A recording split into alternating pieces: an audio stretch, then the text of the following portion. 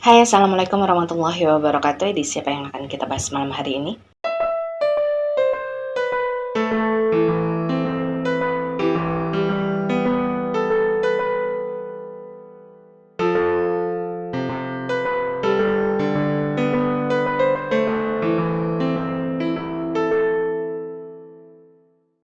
Ya, malam hari ini kita akan masuk lagi ke dalam edisi Dongeng Malam, dan kisah yang akan kita dengarkan bersama-sama kali ini merupakan cerita dari sosok residual energi bernama Pak Teguh. Pak Teguh ini merupakan sosok residual energi yang lain terakhir kehidupannya adalah sekitar tahun 60-an. Beliau meninggal dunia di usia sekitar 50-60 tahunan. Dan sejujurnya saya memang bertemu dengan beliau ini secara tidak sengaja dalam sebuah perjalanan, di mana saat itu saya melihat beliau ini sedang termenung di salah satu sisi jalan. Jadi jalanan tersebut merupakan salah satu jalur utama di sebuah kota besar, di mana di samping dari jalanan utama tersebut memang terbentang kali atau sungai yang cukup panjang. Dan seperti biasa sebelum memulai, disclaimer dulu bagi kalian yang mungkin baru pertama kali menonton channel YouTube ini. Edisi Dongeng Malam merupakan edisi di mana kita akan sama-sama mendengarkan kisah dari para residual energi yang dulunya pernah hidup melalui residual memori mereka. Mengenai nantinya kalian akan percaya atau tidak dengan keberadaan mereka itu sudah menjadi hak kalian. Yang terpenting adalah bagaimana caranya kita bisa saling menebarkan energi yang positif dan juga bisa saling menghargai. Dan pada bagian pertama dari kisahnya Pak Teguh, saya akan mulai membahas tentang seperti apa kehidupan beliau dulu sebelum beliau ini meninggal dunia. Satu hal yang harus kalian ketahui tentang sosok Pak Teguh adalah semenjak beliau ini masih kecil, dari zaman nenek kakek sampai kemudian orang tuanya, Pak Teguh ini memang terbiasa hidup dalam garis kemiskinan. Jadi memang beliau ini sudah terbiasa hidup dalam keadaan yang serba kekurangan. Melalui residual memorinya Pak Teguh juga terlihat bahwa semenjak beliau ini kecil, beliau tinggal di sebuah, bisa dibilang pedesaan yang cukup jauh dari keramaian. Jadi di zaman tersebut, di mana akses jalanan juga tidak sebagus sekarang, ya kalian bisa bayangkanlah seperti apa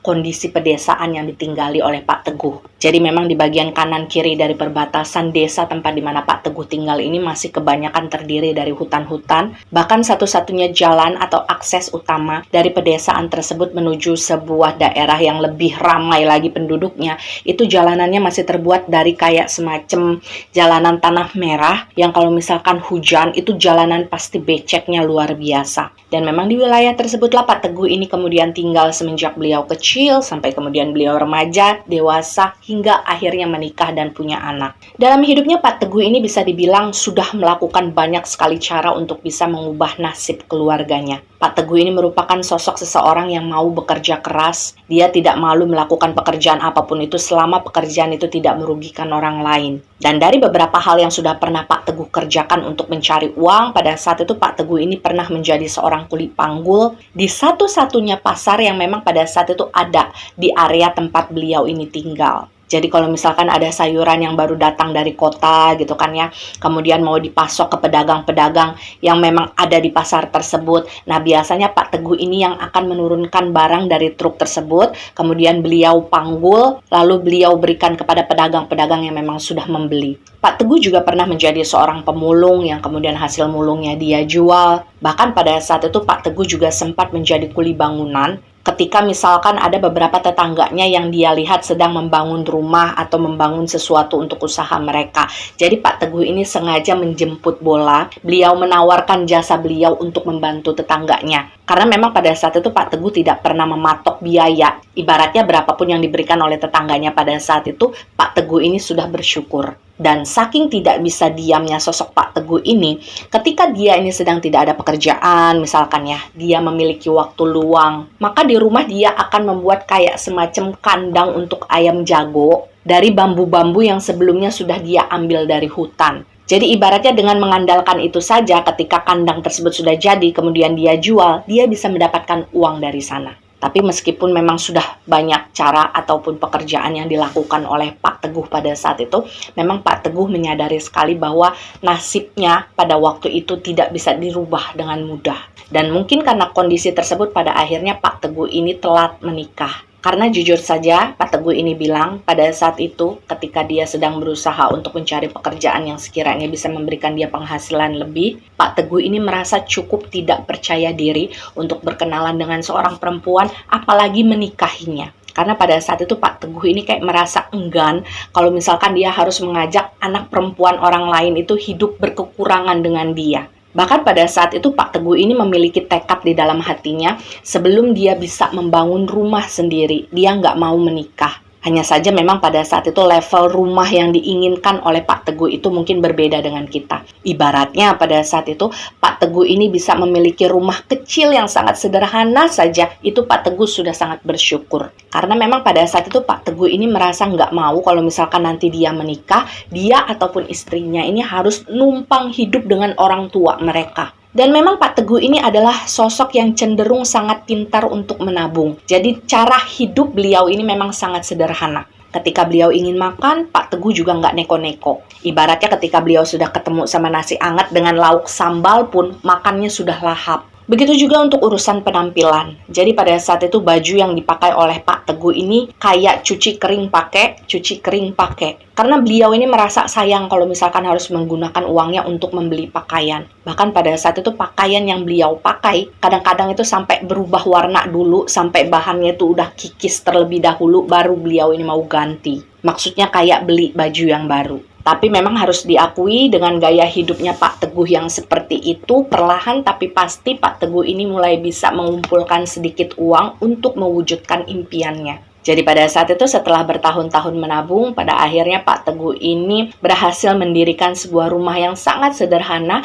di atas sebuah tanah yang memang pada saat itu dia dapatkan dari warisan neneknya. Dan tanahnya itu juga nggak terlalu luas. Tapi setidaknya waktu itu Pak Teguh sudah memiliki landasan untuk membangun sebuah rumah di atasnya. Dan yang harus kalian bayangkan, rumah Pak Teguh pada waktu itu dindingnya hanya terbuat dari geribik. Kemudian tiang-tiang pasaknya itu terbuat dari kayu balok yang bahkan belum dialusin pinggirannya. Kemudian di bagian dalam dari rumah tersebut, di bagian lantainya, itu hanya terbuat dari tanah kering yang kemudian dipadatkan oleh Pak Teguh. Kemudian bagian atap dari bangunan tersebut, Pak Teguh juga masih menggunakan tumpukan jerami sebagai gentengnya. Tapi meskipun sangat sederhana, Pak Teguh sudah merasa sangat bersyukur karena apa yang dia punya waktu itu betul-betul hasil dari keringatnya. Jadi dia sama sekali tidak merepotkan orang tuanya. Dan di bagian ini saya akan menceritakan kepada kalian tentang beberapa momen berkesan yang tertinggal di dalam residual memorinya Pak Teguh, mengenai bagaimana Pak Teguh ini kemudian bertemu dengan seorang wanita yang kemudian menjadi istrinya. Dan untuk mempermudah cerita, kita sebut saja nama wanita tersebut adalah Yuni. Dan ketika Pak Teguh ini bertemu dengan Yuni, usianya Pak Teguh pada saat itu kurang lebih sekitar 45 tahunan. Dan pertemuan yang terjadi di antara mereka pada saat itu juga terjadi secara tidak sengaja. Jadi waktu itu kronologinya, Pak Teguh ini kebetulan sedang pergi ke sebuah warung. Karena memang pada saat itu di daerah mereka tinggal, warung itu cuma ada satu. Jadi memang kebanyakan masyarakat yang tinggal di sana ketika mereka ingin membeli sesuatu, mereka pasti akan datang ke warung tersebut. Dan pada saat itulah secara tidak sengaja Pak Teguh ini melihat ada sosok seorang wanita cantik, kemudian pembawaannya juga lemah lembut, itu juga sedang belanja di warung tadi. Tapi pada saat itu sama sekali tidak ada pembicaraan yang terjadi di antara Pak Teguh dan juga Yuni, karena mereka berdua ini kayak semacam malu-malu kucing gitu satu sama lain. Hanya saja memang di dalam diamnya Pak Teguh ketika dia sedang memperhatikan sosok Yuni, pada saat itu Pak Teguh itu kayak ngerasa ser-seran gitu. Jadi memang bisa dibilang Pak Teguh ini jatuh cinta pada pandangan pertama kepada Yuni. Tapi meskipun pada saat itu Pak Teguh tidak sempat bertegur sapa dengan sosoknya Yuni, ketika kemudian Yuni ini pergi terlebih dahulu dari warung tersebut, Pak Teguh ini sempat bertanya gitu beberapa hal tentang sosoknya Yuni kepada pemilik warung tadi. Karena waktu itu Pak Teguh merasa bahwa sepertinya pemilik warung itu sudah mengenal Yuni. Sebab ketika Yuni ini datang belanja di sana, Pak Teguh kan memperhatikan bagaimana Yuni ini seperti kayak ngobrol dengan pemilik warung tadi. Dan kita akan bicara secara singkat saja tentang informasi yang Pak Teguh dapatkan tentang sosoknya Yuni. Jadi pada saat itu pemilik warung tadi mengatakan bahwa Yuni ini merupakan satu-satunya keponakan yang dimiliki oleh Pak Kades yang ada di desanya mereka. Dan kebetulan memang beberapa waktu yang lalu, Yuni ini orang tuanya meninggal dunia karena kecelakaan. Dan karena memang di tempat tinggal awalnya Yuni ini tidak memiliki saudara atau kerabat yang lain, pada akhirnya waktu itu Pak Kades ini memutuskan untuk memboyong Yuni tinggal bersama keluarganya dia di desa tersebut. Jadi pada saat itu memang Yuni ini posisinya tinggal bersama Pak Kades dan juga keluarganya. Dan Pak Teguh bilang pada saat dia sudah mendengar semua informasi tentang Yuni, jujur saja pada saat itu hal pertama yang dirasakan oleh Pak Teguh tentu saja rasa tidak percaya diri. Karena tentu saja pada saat itu Pak Teguh sempat kaget ketika tahu kalau Yuni ini merupakan salah satu kerabat dari kepala desanya mereka sendiri. Dan hal tersebutlah yang pada akhirnya membuat Pak Teguh ini kayak agak pasif untuk mendekati sosok Yuni. Meskipun sebenarnya dia ngerasa sangat suka. Jadi ibaratnya pada saat itu Pak Teguh cuma berpikir kalau misalkan Yuni memang adalah jodoh saya, nanti juga lama-kelamaan takdir pasti akan mendekatkan mereka berdua. Dan entah apakah ini adalah jalan takdir atau bukan, kata Pak Teguh pada waktu itu,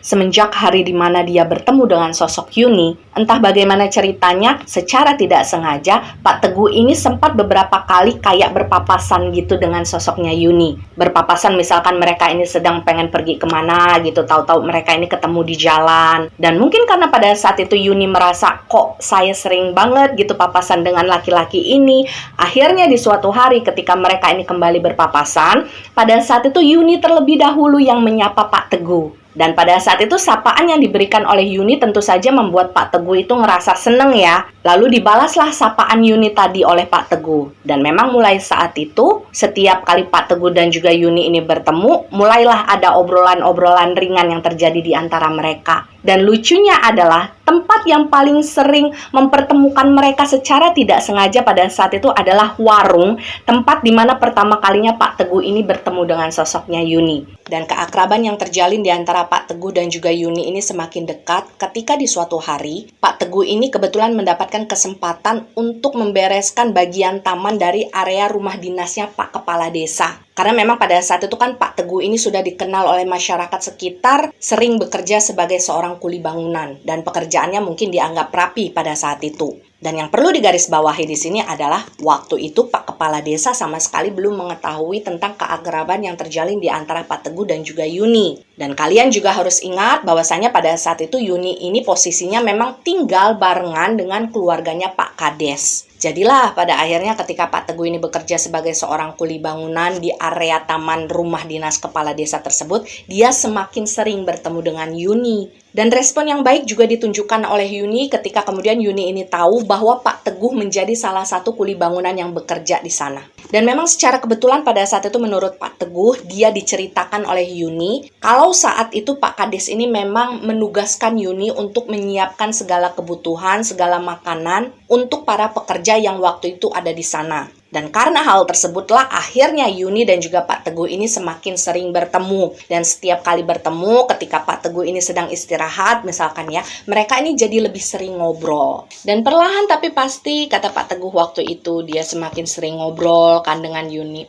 Hampir 1 minggu kemudian semakin banyaklah yang diobrolkan oleh Yuni kepada Pak Teguh, begitu juga sebaliknya. Dan apa yang mereka obrolkan pada saat itu sudah lebih cenderung masuk ke dalam ranah pribadi mereka masing-masing. Jadi seolah-olah pada saat itu mereka ini sama-sama ingin lebih saling terbuka satu sama lain.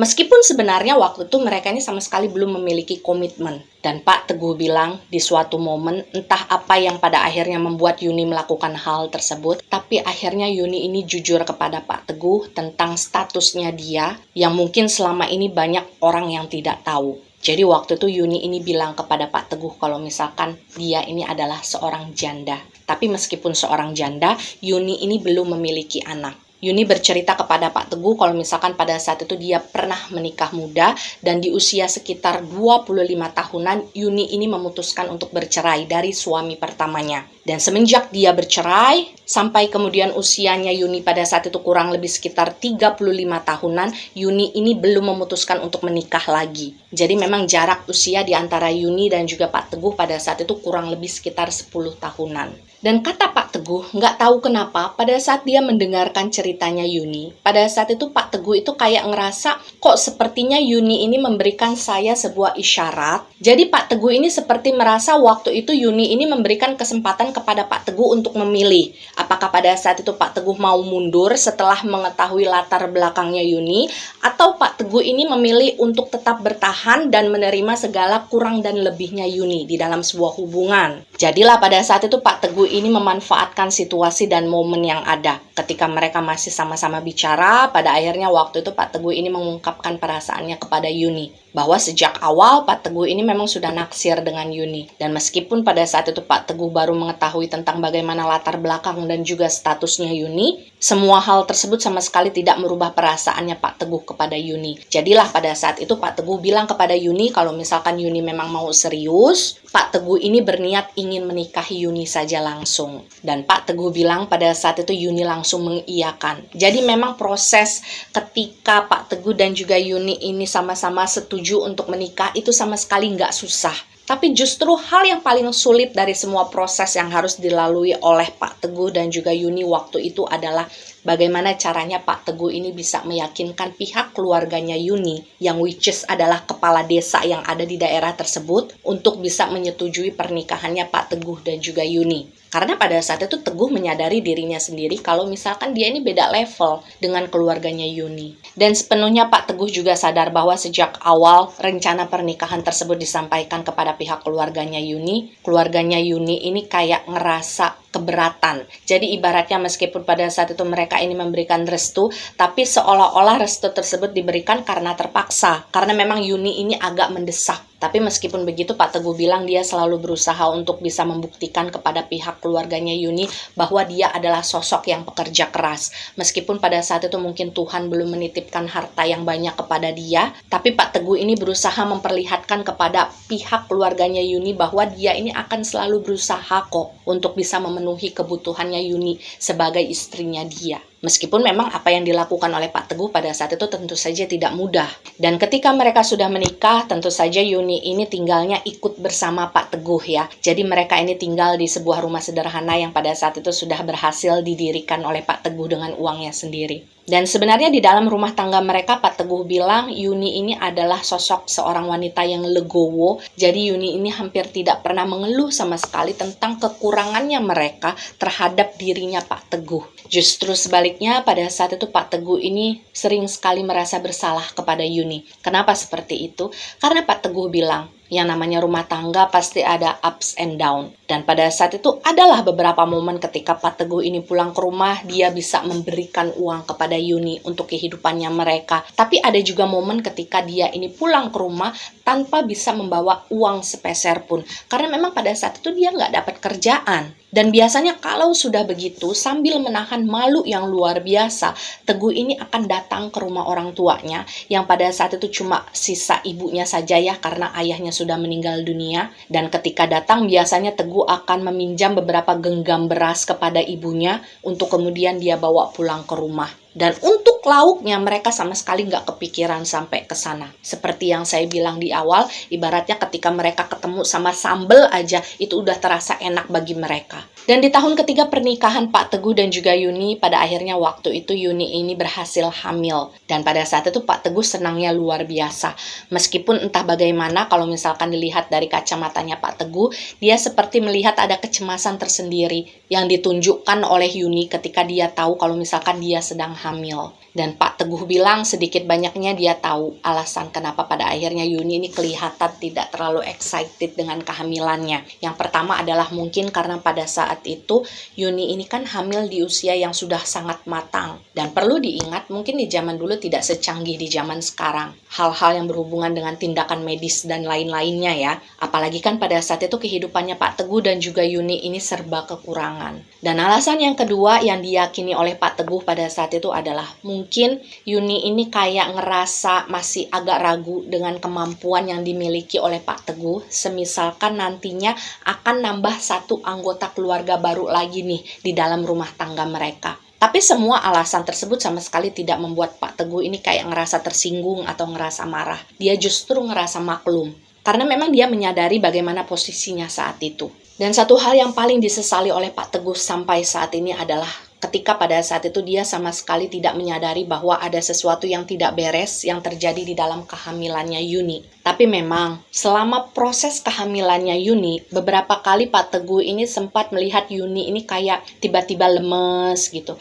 Kayak tiba-tiba tidak bertenaga. Atau kadang-kadang bahkan Yuni ini kayak sering nangis sendirian di dalam kamar. Tapi pada saat itu Yuni sama sekali tidak menceritakan apapun kepada Pak Teguh. Apa yang dia rasakan, apa yang dia alami. Bahkan ketika kemudian Pak Teguh ini berusaha untuk mempertanyakan hal tersebut kepada Yuni, Yuni ini nggak pernah mau menjelaskan. Itulah kenapa pada akhirnya Pak Teguh ini kayak menganggap ya semuanya berjalan lancar, baik-baik saja. Karena memang sayangnya pada saat itu selama proses kehamilan yang dijalani oleh Yuni, hampir tidak pernah Pak Teguh dan Yuni ini kayak semacam check up gitu ke dokter atau ke bidan. Hingga pada akhirnya ketika tiba waktu di mana Yuni ini harus melahirkan, pada saat itu Pak Teguh ini membawa Yuni ke sebuah puskesmas yang memang ada di wilayah tempat mereka tinggal. Tapi ketika sampai di sana, pihak puskesmas ini bilang kepada Pak Teguh bahwa sepertinya Yuni ini harus dirujuk ke rumah sakit yang lebih besar. Karena memang kondisi kesehatannya atau kondisi medisnya tidak memungkinkan Yuni untuk bisa melahirkan normal di puskesmas tersebut. Dan tentu saja kabar tersebut membuat Pak Teguh ini sangat merasa frustasi ya, karena memang waktu itu uang yang dia simpan jumlahnya itu tidak terlalu banyak. Dan pada saat itu Pak Teguh ini udah kepikiran yang macam-macam. Kalau misalkan dia harus membawa Yuni ke rumah sakit, otomatis uang yang dia punya juga harus banyak kan. Dan hal tersebutlah yang pada akhirnya mampu membuat seorang Pak Teguh ini pada akhirnya datang kembali ke rumahnya Pak Kades untuk meminta bantuan. Jadi selama bertahun-tahun Pak Teguh ini berusaha untuk berdiri di kakinya sendiri untuk menafkahi Yuni. Akhirnya di hari tersebut Pak Teguh ini meminta bantuan dari Pak Kades untuk bisa membawa Yuni ke rumah sakit yang lebih besar, sekaligus meminjam sejumlah uang yang akan dijadikan sebagai biaya pengobatan. Dan mungkin karena pada saat itu Yuni merupakan satu-satunya keponakan yang dimiliki oleh Pak Kades, meskipun pada saat itu Pak Kades juga terlihat sangat kesal dengan sosoknya Pak Teguh, pada saat itu Pak Kades tetap memberikan bantuan kepada Yuni. Jadi dibawalah Yuni ini ke rumah sakit yang lebih besar, dia melahirkan di sana dan dirawat di sana. Dan kata Pak Teguh, selama proses tersebut terjadi, berhari-hari dia harus menelan ucapan-ucapan menyakitkan yang dilontarkan oleh Pak Kades kepada Pak Teguh. Yang pada intinya waktu itu Pak Kades ini kayak mengecam ketidakmampuannya Pak Teguh untuk membiayai anak dan istrinya sendiri. Dan pada saat itu Yuni berhasil melahirkan seorang bayi perempuan. Hanya saja sayangnya ketika sudah melahirkan, kondisi kesehatannya Yuni ini menurun drastis. Jadi pada saat itu diputuskanlah Yuni dirawat di rumah sakit tersebut selama beberapa hari. Dan yang paling menyedihkan adalah sebelum akhirnya Yuni ini tidak sadarkan diri, Pak Teguh bilang bahwa Yuni ini sempat kayak menyapa Pak Teguh dulu beberapa menit. Jadi mereka sempat ngobrol. Barulah setelahnya Yuni ini kayak tidak sadarkan diri. Bahkan pada saat itu Yuni sama sekali belum mendapatkan kesempatan untuk melihat bagaimana rupa sang bayi yang sudah dia lahirkan. Dan ketika Yuni ini sudah tidak sadarkan diri, dia dirawat di ruangan yang berbeda. Semenjak saat itulah pihak keluarganya Yuni, yang salah satunya adalah Pak Kades tadi, melarang Pak Teguh untuk berada dekat-dekat dengan Yuni. Bahkan pada saat itu Pak Teguh ini dilarang untuk masuk ke dalam kamar rawatnya Yuni. Jadi kalian bayangkan dalam rentang waktu tersebut ketika Yuni dirawat di sana dalam kondisi nggak sadar apa-apa, yang bisa dilakukan oleh Pak Teguh adalah setiap hari dia bolak-balik dari rumahnya ke rumah sakit tersebut dengan sepeda ontel tua yang dia punya. Dan jaraknya itu nggak deket loh. Dan setiap kali Pak Teguh sudah sampai di rumah sakit tersebut, dia sama sekali tidak diizinkan masuk. Dan biasanya kalau kehadiran Pak Teguh ini sudah ditolak oleh keluarganya Yuni, yang bisa dilakukan oleh Pak Teguh pada saat itu adalah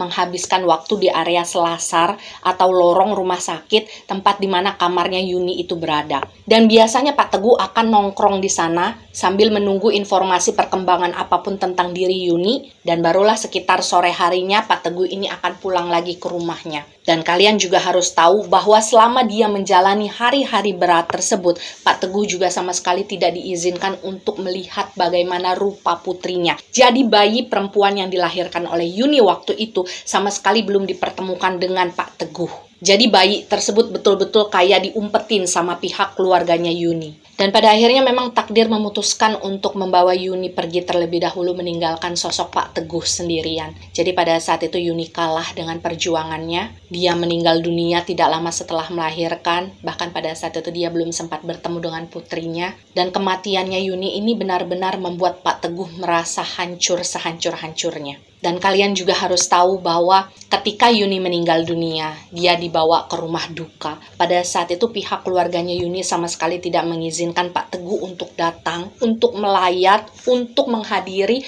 tempat di mana Yuni ini kemudian dimakamkan. Jadi pada saat itu yang bisa dilakukan oleh Pak Teguh ini cuma kayak ngeliat dari kejauhan aja istrinya dikuburin. Karena memang waktu itu penjagaan lumayan ketat dilakukan oleh pihak keluarganya Yuni supaya Pak Teguh itu nggak datang ke sana. Bahkan tidak hanya sampai di sana saja. Ketika kemudian Yuni sudah dimakamkan, sudah meninggal dunia, selama beberapa hari berselang, Pak Teguh ini sama sekali tidak diberikan kesempatan untuk bisa nengokin bayi perempuannya. Tapi pada saat itu Pak Teguh bilang dia tidak mau menyerah. Karena bagaimanapun bayi perempuan tersebut adalah anak kandungnya dan bayi tersebut adalah satu-satunya kenangan yang ditinggalkan oleh almarhumah istrinya. Jadi pada saat itu Pak Teguh bilang dia ingin berjuang untuk bisa mendapatkan haknya. Dan kalian harus bayangkan pada saat itu yang harus dilakukan oleh Pak Teguh adalah setiap hari dia datang ke rumah dinasnya Pak Kades untuk berdiri di depan gerbang. Dia nangis, dia jerit-jerit, dia minta, dia mohon supaya bayi perempuannya itu diberikan lagi kepada dia. Dan hal tersebut dia lakukan berturut-turut hampir 10 hari. Hingga pada akhirnya apa yang dilakukan oleh Pak Teguh waktu itu mungkin menarik perhatian warga-warga sekitar yang tinggal di daerah tersebut. Karena kan waktu itu pasti ada aja lah warga-warga yang kayak lewat gitu, kemudian ngeliat, ngedenger Pak Teguh ini nangis, minta-minta gitu kan, menyebutkan bahwa dia ingin mendapatkan kembali bayi perempuannya. Jadilah pada saat itu mungkin ada beberapa pihak atau warga yang ada di sekitar sana ngerasa kasihan dengan Pak Teguh. Jadi akhirnya pada saat itu ada beberapa pihak dari warga yang ada di sana kayak bermusyawarah hingga pada akhirnya mereka ini kayak menjadi jembatan antara Pak Teguh dan juga Pak Kades. Dan mereka ini berusaha untuk membujuk Pak Kades supaya tidak berkeras hati untuk bisa memberikan bayi perempuan tadi kepada Pak Teguh. Karena bagaimanapun itu adalah anaknya Pak Teguh. Hingga kemudian di suatu hari menjelang malam, secara mengejutkan tiba-tiba saja Pak Kades dan juga beberapa anggota keluarganya itu datang ke rumahnya Pak Teguh yang sederhana. Dan pada saat itu Pak Teguh juga terkejut karena melihat Pak Kades ini datang ke rumahnya sambil membawa seorang bayi perempuan. Dan terjadilah pembicaraan yang cukup serius di dalam pertemuan kali itu, yang intinya adalah Pak Kades menyerahkan bayi perempuan tadi kepada Pak Teguh seutuhnya. Jadi ibaratnya pada waktu itu Pak Kades sudah tidak mau bertanggung jawab lagi tentang apapun yang nantinya akan terjadi dengan bayi perempuan tersebut di masa depan.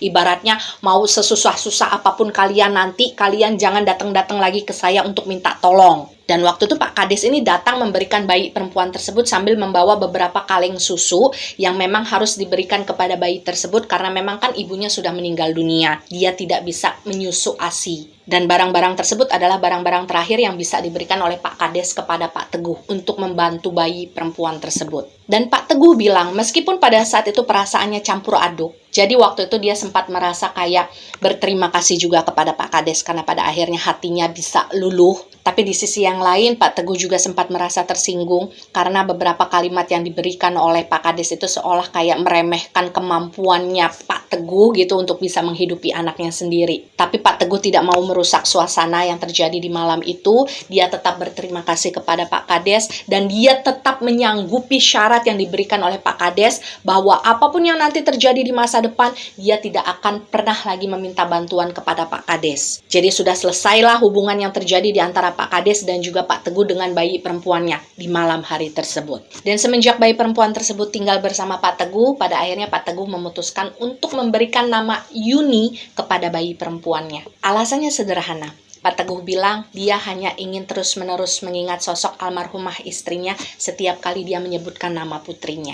Dan memang kebetulan pada saat itu ibunda dari Pak Teguh ini masih hidup ya, jadi masih sehat walafiat meskipun memang usianya sudah sangat sepuh. Dan memang kebetulan rumah tempat di mana ibundanya Pak Teguh tinggal tidak terlalu jauh dengan rumahnya Pak Teguh. Jadi memang sesekali ketika Pak Teguh ini kayak lagi repot dengan kerjaannya, ketika pekerjaannya tidak memungkinkan Pak Teguh untuk bisa membawa Yuni bersama dengan dia, pada akhirnya memang Pak Teguh ini akan meminta tolong kepada ibunya untuk bisa menemani Yuni di rumah. Dan untuk mempermudah cerita, kita sebut saja nama dari ibunya Pak Teguh ini adalah Ibu Resti. Dan singkat cerita, waktu memang tidak terasa berlalu ketika Pak Teguh kemudian menyadari bahwa sepertinya baru kemarin Yuni ini masih bayi, tapi tiba-tiba saja waktu itu dia sudah berusia 5 tahunan. Dan ketika usianya Yuni ini memang sudah masuk ke usia 5-6 tahun, pada saat itu Pak Teguh ini mulai sering membawa Yuni untuk ikut bersama dia bekerja. Tapi setiap kali ikut bapaknya kerja, Yuni ini selalu nurut dengan bapaknya. Misalkan setiap bapaknya ini lagi sibuk gitu ya, lagi mengerjakan sesuatu,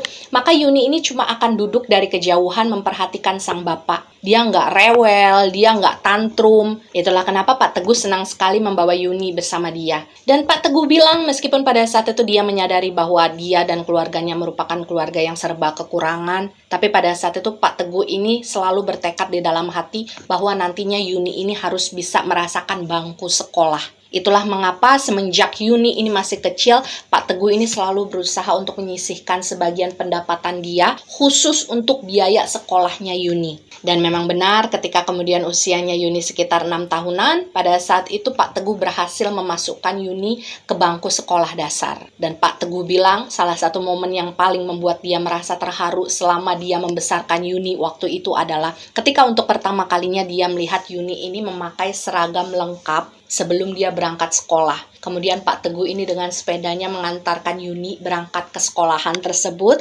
Kemudian ketika Yuni sudah sampai di gerbang sekolah tadi, dia melambaikan tangannya kepada Pak Teguh. Dan pada saat itu Pak Teguh bilang dia nggak nyangka kalau misalkan cita-citanya selama ini untuk bisa menyekolahkan Yuni ini bisa kesampaian. Bagaimanapun caranya Pak Teguh ini ingin Yuni bisa mengenyam pendidikan setinggi mungkin. Karena dulunya semenjak kecil Pak Teguh ini tidak pernah mendapatkan kesempatan untuk bisa bersekolah. Namun seiring berjalannya waktu, saya sendiri tidak tahu pastinya waktu itu Yuni ini sudah kelas berapa. Tapi memang pada saat itu Pak Teguh ini mulai merasa kesulitan untuk mengumpulkan uang yang harus dia gunakan untuk menutupi beberapa biaya-biaya yang ada di sekolahannya Yuni. Bahkan pada saat itu, Pak Teguh ini sering sekali merasa bersalah setiap kali dia melihat pakaian seragamnya Yuni ini kayak udah kekecilan, kemudian warnanya udah nggak bagus lagi. Atau ketika kemudian Pak Teguh ini melihat sepatunya Yuni ini di bagian solnya udah jebol, tapi Pak Teguh ini masih belum memiliki uang yang cukup untuk bisa membelikan sepatu baru. Bahkan pada saat itu tas sekolah yang dipakai oleh Yuni merupakan tas pemberian tetangga mereka yang memang waktu itu sudah tidak terpakai. Dan dalam proses yang sulit itu sebenarnya ibu dari Pak Teguh ini sudah pernah menyarankan Pak Teguh untuk menyerah saja dan membiarkan Yuni ini putus sekolah. Tapi waktu itu Pak Teguh ini nggak mau melakukan hal tersebut. Dia tetap pada pendiriannya kalau Yuni ini harus bisa bersekolah setinggi mungkin. Karena pada saat itu Pak Teguh ngerasa sayang aja kalau misalkan sekolahnya Yuni ini harus putus di tengah jalan. Jadilah pada saat itu Pak Teguh berusaha untuk memutar otaknya lagi. Dia mencari cara gimana nih caranya supaya dia bisa mendapatkan pekerjaan yang menghasilkan uang lebih. Hingga tak lama kemudian muncullah sebuah ide di dalam kepalanya Pak Teguh. Kalau dia ingin merantau ke kota saja untuk mencari pekerjaan, dan nantinya untuk sementara Yuni ini akan dia titipkan kepada ibunya. Dan tentu saja awalnya rencana yang dipikirkan oleh Pak Teguh pada saat itu ditolak oleh Ibu Resti maupun Yuni. Tapi pada saat itu Pak Teguh berusaha untuk meyakinkan mereka bahwa itu adalah jalan satu-satunya yang bisa Pak Teguh lakukan untuk bisa mendapatkan uang. Lagi pula pada saat itu Pak Teguh juga berjanji kepada Ibu Resti dan juga kepada Yuni bahwa dia nggak akan lama-lama berada di kota. Jadi misalkan pada saat itu dia sudah mendapatkan modal yang cukup untuk membuka usaha, misalkan di desanya mereka, nanti Pak Teguh ini pasti akan pulang. Dan tentu saja dengan usia yang sudah tidak lagi muda, pada saat itu keberadaan Pak Teguh di sebuah kota yang besar tentu saja tidak membuatnya mudah mendapatkan pekerjaan. Beliau ini sempat luntang-lantung di jalan, bahkan pada saat itu selama beberapa waktu, Pak Teguh ini sempat kayak numpang tidur di area masjid, atau di emperan-emperan toko. Sampai akhirnya nggak tahu bagaimana ceritanya, pada saat itu Pak Teguh ini kepikiran untuk berjualan kopi keliling dengan sisa-sisa uang yang pada saat itu memang sempat dia bawa ketika dia berangkat dari desanya. Dan karena memang sisa uang yang tersisa di dalam kantongnya Pak Teguh pada saat itu jumlahnya tidak terlalu banyak, ketika kemudian Pak Teguh ini menjalankan rencananya, pada saat itu dia memang harus memperhitungkan segala sesuatunya dengan sangat matang. Jadi dia nggak bisa menyia-nyiakan sejumlah uang untuk sesuatu yang sekiranya nanti tidak bisa dia jual. Jadi ada satu momen di dalam residual memorinya Pak Teguh ketika dia pergi ke sebuah pasar, kemudian dia membeli kayak semacam kopi kiloan gitu, kemudian dia membeli gula, kemudian dia membeli kayak semacam gelas-gelas kecil gitu dengan sendoknya. Dan semua peralatan tersebut yang nantinya akan dia gunakan untuk dia berjualan kopi keliling. Dan kalian tahu, sambil dia menunggu hari jualannya tersebut tiba, ketika kemudian Pak Teguh ini kayak lagi numpang di salah satu emperan toko, pada saat itu Pak Teguh ini kayak menemukan sebuah kardus besar, kemudian dia buat kardus tersebut seperti menjadi sebuah keranjang, yang kemudian dia ikatkan sebuah tali yang bisa dia gantungkan di atas lehernya. Lalu semua perlengkapan jualannya tadi dia susun rapi di atas keranjang kardus tadi. Dan semenjak hari pertama berjualan, memang Pak Teguh ini memutuskan untuk menjajakan dagangannya di area terminal. Karena memang menurut Pak Teguh, kalau di terminal kan banyak orang laki-lakinya ya. Dan biasanya orang laki-laki itu kan suka ngopi. Dan memang semenjak hari pertama berjualan, Pak Teguh ini merasa dagangannya lumayan laris nih. Itulah yang kemudian membuat Pak Teguh ini merasa lebih bersemangat lagi di hari-hari berikutnya berjualan kopi di terminal. Dan Pak Teguh bilang setiap kali dia selesai berjualan, dia akan pergi ke emperan toko tempat di mana biasanya dia menumpang tidur, dan dia akan selalu menghitung jumlah uang yang dia dapatkan di hari tersebut. Dan Pak Teguh selalu menyisihkan sejumlah uang yang nantinya akan dia kumpulkan, kemudian dia berikan kepada keluarganya yang ada di desa. Jadi pada saat itu Pak Teguh ini selalu memberikan uang tersebut secara langsung kepada Ibu Resti. Karena kan pada saat itu Yuni ini usianya masih di bawah umur. Jadi biasanya dalam sebulan sekali Pak Teguh ini akan balik ke kampungnya, sekalian nengokin Yuni, sekalian nengokin Ibu Resti, kemudian sambil memberikan uang yang sebelumnya dia tabung untuk keluarganya. Dan Pak Teguh bilang salah satu momen yang paling membahagiakan di dalam kehidupannya dulu adalah ketika dia pulang lagi ke desa untuk menengok ibu dan juga anaknya. Karena setiap kali hal tersebut dia lakukan, Pak Teguh bilang, akan ada banyak hal sekali yang bisa dia dengarkan dari ceritanya Yuni, yang mungkin selama sebulan belakangan itu kan terlewatkan oleh Pak Teguh. Dan memang lama-kelamaan keadaan seperti itu mungkin sudah menjadi sebuah kebiasaan yang dirasakan oleh Ibu Resti dan juga Yuni.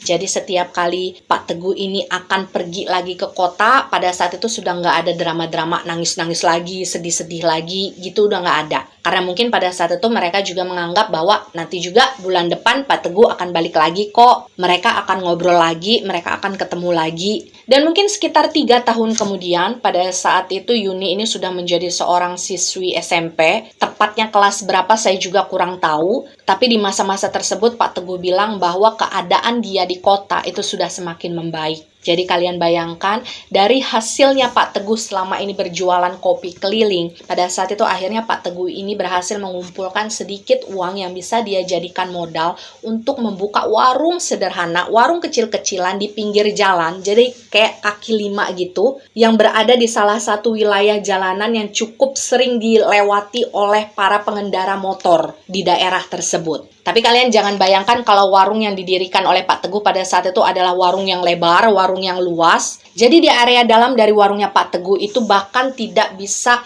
memuat keseluruhan badannya Pak Teguh, semisal Pak Teguh ini lagi berbaring selonjoran kaki. Jadi memang areanya sama sekali tidak luas, itu hanya tempat Pak Teguh ini kayak memajang beberapa dagangan utamanya saja, dan paling-paling yang bisa dilakukan oleh Pak Teguh di dalam warungnya tersebut hanya sekedar duduk. Dan memang hal yang paling utama dijual oleh Pak Teguh di warungnya pada saat itu adalah kopi hitam racikannya. Jadi karena memang sudah banyak yang mengenal Pak Teguh sebelumnya kan, karena dia udah lama jualan keliling di terminal, jadi biasanya orang-orang yang sudah kenal dia, orang-orang yang suka dengan kopi buatannya Pak Teguh, itu akan datang ke warungnya Pak Teguh untuk cari kopinya. Dan selain itu juga memang banyak sekali pengendara-pengendara motor yang mungkin kecapean, kemudian istirahat di warung tersebut untuk sekedar ngopi atau ngerokok. Dan memang Pak Teguh bilang sendiri bahwa hasil dari dia berdagang di warung tersebut itu jumlahnya lumayan lebih banyak ketimbang ketika dia berjualan keliling di terminal. Dan otomatis pada saat itu uang yang bisa disisihkan oleh Pak Teguh juga semakin banyak. Dan Pak Teguh bilang selama proses ketika dia menjalani hubungan LDR antara dia dan juga keluarganya yang ada di desa, terutama dengan sang anak ya, Yuni, tentu saja pada saat itu sering sekali muncul kerinduan-kerinduan yang besar di dalam hatinya Pak Teguh. Dan terkadang kerinduan tersebut kan nggak bisa menunggu sampai 1 bulan kan, sampai kemudian Pak Teguh ini datang untuk nengok keluarganya. keluarganya. Jadi biasanya untuk mengurangi rasa rindu tersebut, Pak Teguh ini akan menulis surat yang kemudian akan dia kirimkan ke desanya. Dan memang pada saat itu suratnya ditujukan kepada Yuni, karena memang ibunya Pak Teguh ini kebetulan tidak bisa membaca. Dan tidak lama setelahnya, biasanya Pak Teguh ini akan mendapatkan balasan surat dari Yuni.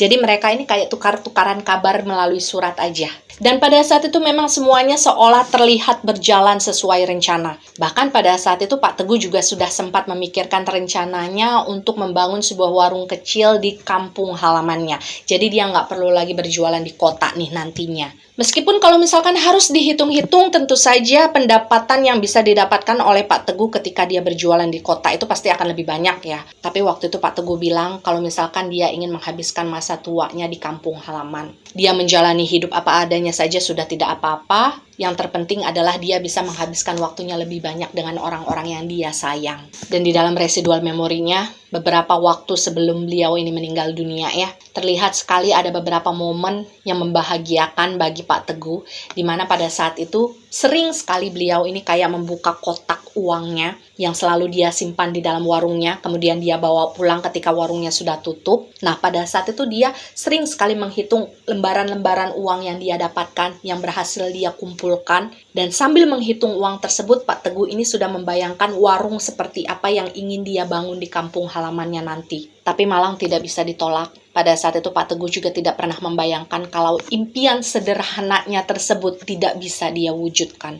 Kenapa? Dan di bagian inilah kita akan mulai membahas tentang apa yang kemudian terjadi terhadap dirinya Pak Teguh sampai kemudian beliau ini meninggal dunia. Kronologinya pada saat itu adalah di suatu hari hujan itu turun dengan deras. Jadi hujannya itu dari pagi, siang sampai dengan sore. Dan pada saat itu Pak Teguh ini sengaja tidak membuka warungnya karena pada saat itu dia merasa pasti warung sepi karena dari pagi kan hujan. Siapa yang mau keluar rumah? Jadilah pada saat itu Pak Teguh ini memutuskan untuk berdiam diri di dalam kamar kontrakannya yang pada saat itu memang letaknya tidak terlalu jauh dari lokasi tempat di mana warung dia berada. Tapi sekitar jam 6 sore pada saat itu Pak Teguh ini kayak ngintip dari jendela ya. Dia melihat hujan itu sudah mulai berhenti. Dan gak tahu kenapa pada saat itu tiba-tiba saja Pak Teguh ini merasa seperti ingin membuka warungnya lagi. Karena dia ngerasa sayang gitu kalau misalkan di hari tersebut dia nggak buka warung. Karena kebetulan hari tersebut adalah hari kerja dan di jam-jam tersebut adalah jam-jam di mana biasanya akan banyak sekali pengendara itu yang lewat di daerah tempat di mana warungnya Pak Teguh ini berada. Jadi meskipun awalnya malas, pada akhirnya waktu itu Pak Teguh memutuskan, ya sudahlah saya buka aja sebentar warung saya, lumayan siapa tahu ada rejeki. Jadi pada saat itu Pak Teguh ini memutuskan untuk keluar dari kamar kontrakannya, dia berjalan kaki sebentar sambil membawa sebuah payung untuk jaga-jaga, siapa tahu aja nanti turun hujan secara mendadak. Dan ketika Pak Teguh ini sampai di lokasi warungnya, dia ini memang sempat merasa vibes dari jalanan tempat di mana dia berada itu kayak lebih sepi daripada sebelumnya. Jadi kayak hening gitu, kayak nggak ada orang yang lalu lalang. Suasana juga lembab, karena kan abis turun hujan ya. Bahkan pada saat itu Pak Teguh juga sempat ragu untuk melanjutkan beres-beres membuka warungnya. Tapi sekali lagi, karena pada saat itu Pak Teguh ini merasa sudah nanggung kan, dia sudah terlanjur buka pintu warungnya, dia sudah mengeluarkan beberapa kursi. Jadi ya sudahlah pada saat itu Pak Teguh ini tetap melanjutkan untuk membuka warung dagangannya. Tapi waktu itu Pak Teguh ini sudah berniat di dalam hati, semisalkan nanti sampai jam 8, suasananya masih sepi seperti itu, Pak Teguh ini akan tutup warung dan pulang lagi ke kontrakannya. Karena memang biasanya kalau misalkan di waktu-waktu ramai gitu ya, Pak Teguh ini akan menutup warungnya itu sekitar jam 1 sampai jam 2 malam. Dan posisinya pada saat itu Pak Teguh ini seperti sedang menyalakan sebuah radio tua yang dia punya, yang dia simpan di dalam warungnya. Dan sedikit bercerita tentang radionya, Pak Teguh bilang bahwa radio tua tersebut dia beli dari salah seorang pemulung dengan harga yang sangat murah. Meskipun sebenarnya Pak Teguh itu adalah orang yang sangat jarang sekali mengeluarkan uang untuk membeli hal-hal semacam itu, tapi pada saat itu Pak Teguh tetap membeli radio tersebut. Yang pertama adalah karena dia ngerasa kasihan dengan pemulung tadi, dan yang kedua adalah karena memang pada saat itu Pak Teguh ini kayak ngerasa membutuhkan sesuatu yang bisa menghilangkan rasa suntuknya dia ketika dia sedang nungguin warung. Dan sampai di sini saya ingin kalian membayangkan posisinya pada saat itu Pak Teguh itu kayak agak sedikit menunduk di area dalam warungnya. Kemudian dia seperti sedang memutar-mutar beberapa beberapa tombol dari radio tuanya untuk mencari frekuensi siaran yang sekiranya dia suka di malam tersebut. Dan ketika Pak Teguh ini sedang melakukan hal tersebut, tiba-tiba saja dari kejauhan Pak Teguh ini seperti mendengar ada suara berisik. Jadi suaranya itu seperti suara motor yang meraung-raung kencang gitu, dengan suara beberapa orang yang seperti sedang berteriak, seperti sedang berkata dengan suara yang keras. Jadilah pada saat itu Pak Teguh ini menengok keluar dari arah warungnya untuk memastikan suara berisik apa yang barusan dia dengar. Dan semuanya memang terjadi dengan sangat cepat. Ketika kemudian Pak Teguh ini sudah keluar dari area warungnya, dia berdiri persis di sebelah pintu dari warungnya yang terbuka. Tiba-tiba saja pada saat itu beberapa motor yang suaranya terdengar meraung-raung tadi berhenti persis di depan warungnya Pak Teguh.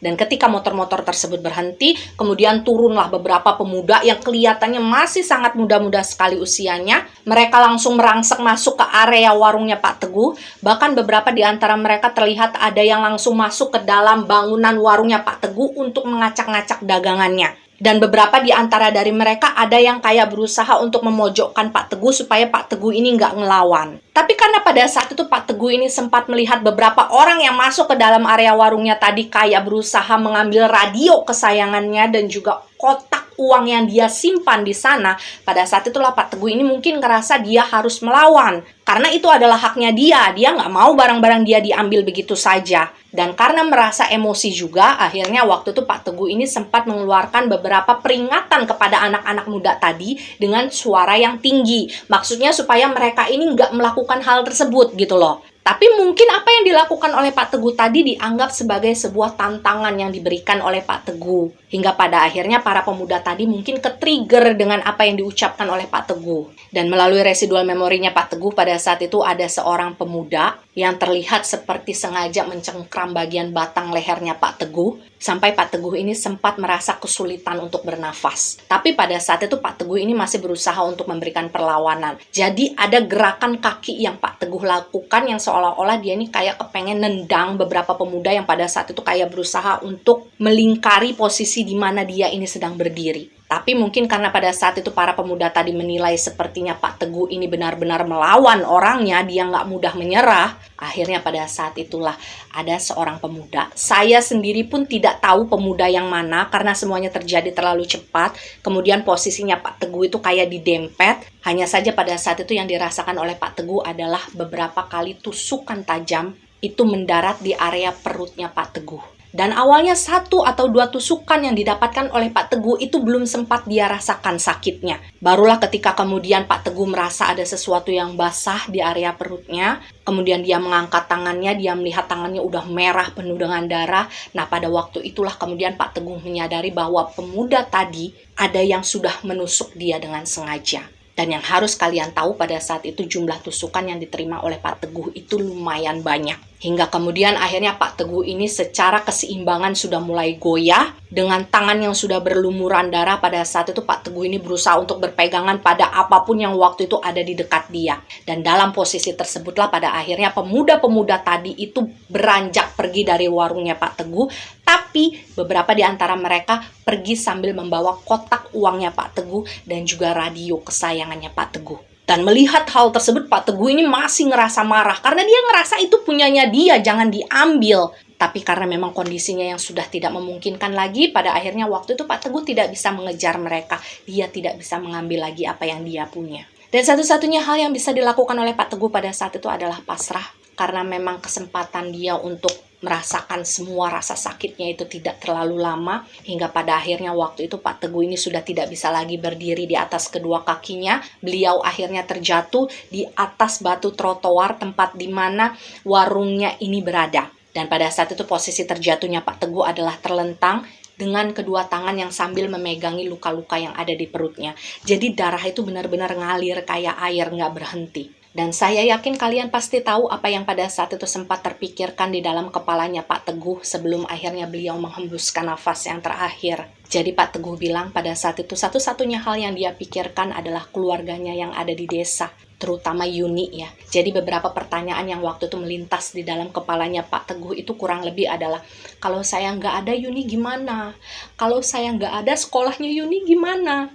Apa yang akan terjadi dengan kehidupan Yuni selanjutnya kalau saya nggak ada? Dan dalam beberapa saat, sebenarnya Pak Teguh ini masih berusaha untuk mengeluarkan suaranya, untuk meminta tolong, siapa tahu aja ada orang yang kebetulan lewat dan bisa menolong dia. Dan Pak Teguh ini meminta tolong sambil meneteskan air mata. Tapi selama waktu tersebut berlalu, nggak ada satu orang pun yang kebetulan lewat di sana. Hingga pada akhirnya waktu itu Pak Teguh bilang ada satu sensasi yang mungkin tidak akan pernah bisa dia lupakan sampai sekarang.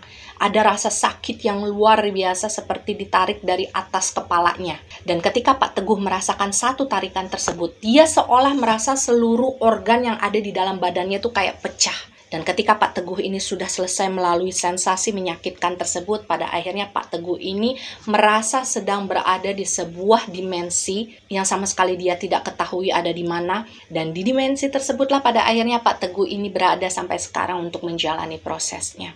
Hanya saja memang sesekali Pak Teguh ini sering menemukan pintu yang pada akhirnya membawa Pak Teguh ini kembali looping di tempat di mana dulu dia meninggal dunia. Dan ya memang malam hari itu pada akhirnya Pak Teguh meninggal dunia sendirian di dalam keadaan yang menyakitkan, di dalam keadaan hatinya yang penuh dengan kemarahan dan ketidakikhlasan. Dan ya demikianlah keseluruhan kisah dari sosok residual energi bernama Pak Teguh ini. Pembelajaran penting yang mungkin bisa kita ambil dari kisahnya Pak Teguh mengingatkan saya bahwa yang namanya Bapak itu akan selalu mengusahakan berbagai cara untuk bisa melihat anaknya berhasil. Karena sejatinya seorang bapak yang benar, bapak yang baik, itu pasti akan selalu mengusahakan apapun yang dia bisa untuk merubah keadaan dan tidak menyerah begitu saja pada takdir yang sudah mereka jalani. Jadi kita sebagai seorang anak yang mungkin masih memiliki bapak ataupun ibu, ya sama saja mereka kan sama-sama orang tua kita jangan pernah menyia-nyiakan waktu kita untuk bisa mendedikasikan diri kita kepada orang tua. Orang tua itu mungkin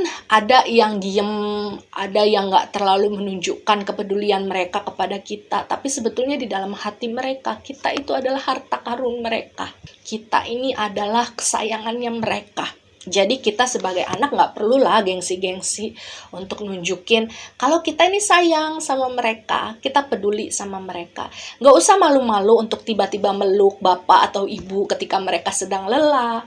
Nggak usah kita ngerasa, gengsi mau nelfon duluan nanyain kabar mereka. Karena kalian harus tahu ketika suatu hari nanti kalian tidak lagi diberikan kesempatan untuk bisa bertemu dengan orang tua kalian secara langsung.